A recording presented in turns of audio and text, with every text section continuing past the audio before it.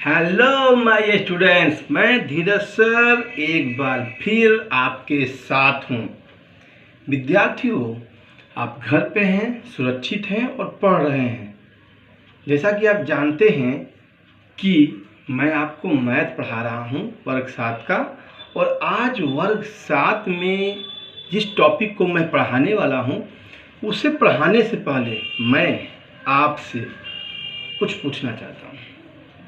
विद्यार्थियों, आपने बचपन में से लेकर अब तक कई अंदाज गेस करते होंगे। जैसे कि अगर कोई आपसे पूछे कि आज बताओ बारिश होगी कि नहीं होगी, तो आप अनुमान लगाते हैं कि हाँ आज बारिश होगी या आज बारिश नहीं होगी। आप कभी कभी ऐसा भी कहते हैं कि हाँ आज बारिश हो भी सकती है और नहीं भी सकती है। हम अनुमान लगाते हैं। हम परीक्षा में जब कुछ लिखते हैं, अपना परीक्षा देते हैं, तो भी हम अनुमान करते हैं कि मेरा इतना अंक आ सकता है, मेरा इतना अंक आएगा।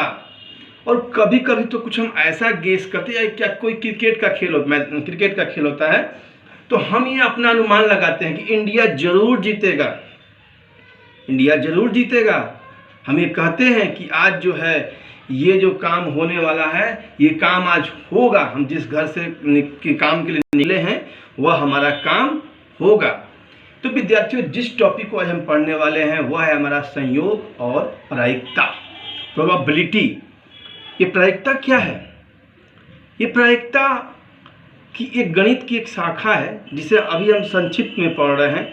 और आपको ये जानकर विद्यार्थियों हैरानी होगी कि इस प्रायिकता के गणित को देने वाला एक जुआरी था। जी हाँ, एक गैम्बलर, एक जुआरी, जिसको खेल में इतनी महारत हासिल थी कि उसे एक बार कुछ जुआ खेलते खेलते कुछ सवाल फंस गया, और उस समय के बहुत ही गणित के गणितज्ञ थे, पास्कल थे, उनके पास हो गया। उस समय तो उन्होंने उसे किसी तरह से रफा दफा कर दिया कि ये जुआरी कहाँ से आ गया। लेकिन जैसे ही वो रात में सोए, आप समझते हैं रात में कभी कभी पूरे दिन की बातें याद आती रहती हैं, तो जैसे ही वो रात में सोए तो उन्हें उस जुआरी की बात याद आ गई और वो उस पर चिंतन करने लगे। तो वो उनको भी बड़े मज़ेदार लगा, और धीरे धीरे जब इसको सवाल को जब सॉल्व करते गए तो एक तरह से गणित का शाखा बन गया। तो आइए शुरू करते हैं प्रायिकता। तो प्रायिकता गणित की वो शाखा है जिसमें हम किसी भी घटना की होने की संभावना व्यक्त करते हैं, और घटना की संभावना हम 1 में व्यक्त करते हैं, यानी कि प्रतिशत में चले तो 100 में करते हैं। प्रायिकता का मान हमारा 0 और 1 के बीच में होता है, कभी भी माइनस पे नहीं होता है, कभी भी 1 से अधिक नहीं होता है। क्यों नहीं होता है? क्योंकि 1 का मतलब पूरा 100, और माइनस में इसलिए नहीं होता है क्योंकि कोई भी संख्या घटना होना होगा तो होगा, नहीं होगा तो नहीं होगा। तो जिस घटना की होने की प्रायिकता निश्चित हो, हमें पता है कि निश्चित है, तो वो निश्चित प्रायिकता यानी कि उसकी प्रायिकता 1 होगी।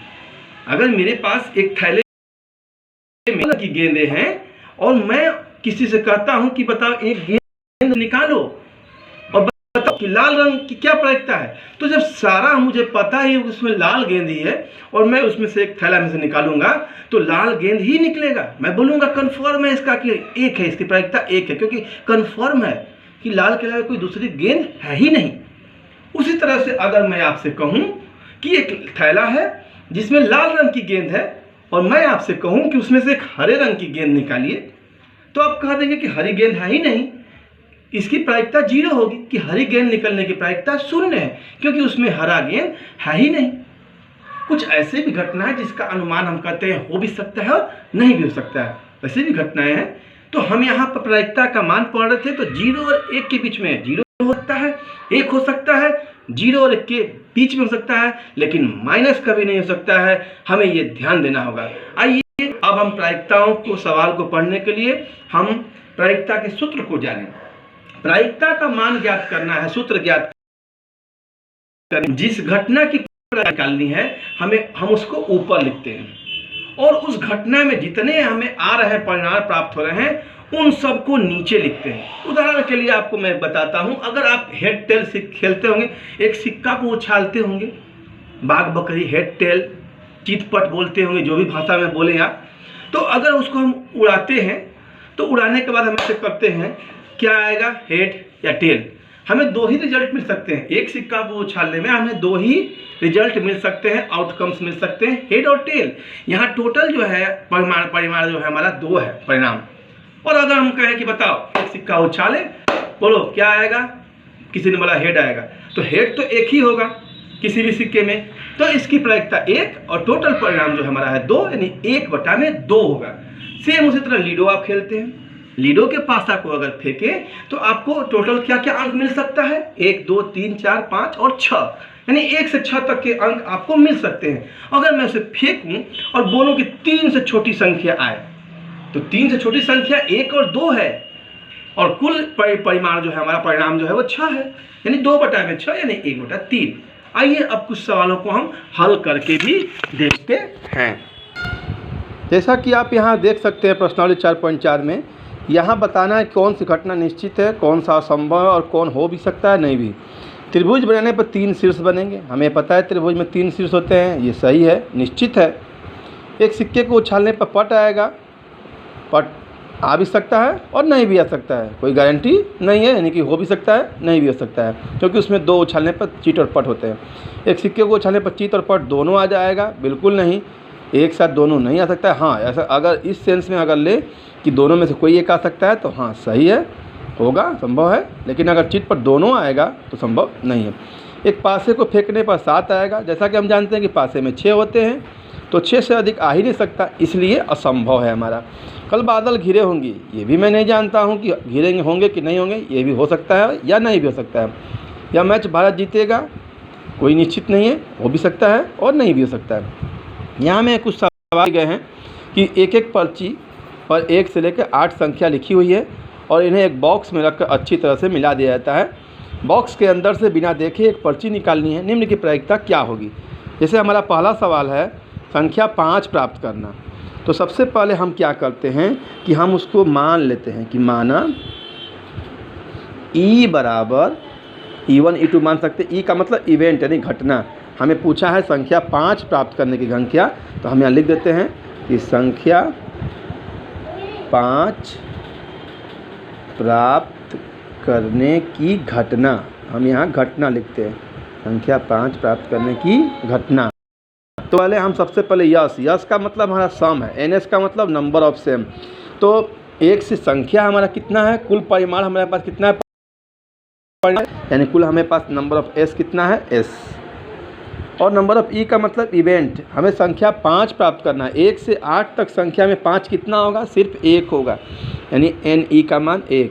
तो प्रायिकता P और E का मतलब होता है probability of event, probability of event, यानी कि जो जिसकी प्रायिकता लानी है उसको ऊपर और टोटल जो हमारा परिणाम है उसको नीचे, यानी हमें 1/8 प्राप्त हुआ। उसी तरह से एक अंक की एक संख्या, जैसा कि आप देख सकते हैं, इसको हम दोबारा हम E2 लिखेंगे, वैसे ही E2 लिख कर लिखें। अब हम यहाँ देख सकते हैं कि एक अंक की एक संख्या प्राप्त करने की घटना, ठीक है।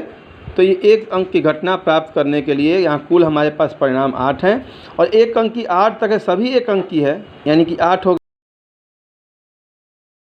गए, 1 प्राप्त होती है।